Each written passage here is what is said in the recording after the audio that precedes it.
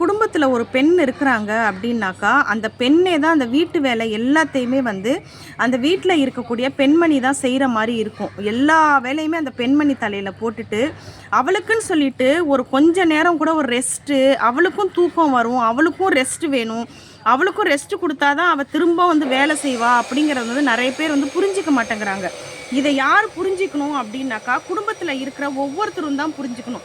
கணவர், பிள்ளைகள், மாமியார், மாமனார், அதுக்கப்புறம் நாத்தனார், பொண்ணு எல்லாருமே தாங்க புரிஞ்சுக்கணும்.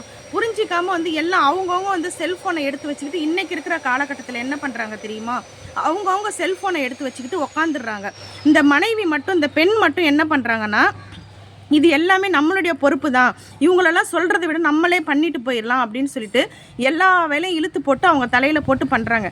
அதுக்கப்புறமா அந்த மனைவியை இவங்கெல்லாம் கேட்குற கேள்வி என்ன தெரியுமா? அந்த பெண்மணியை பார்த்து கேட்குறது, நீ என்ன பெருசாக பண்ணிட்ட அப்படின்னு கேட்பாங்க.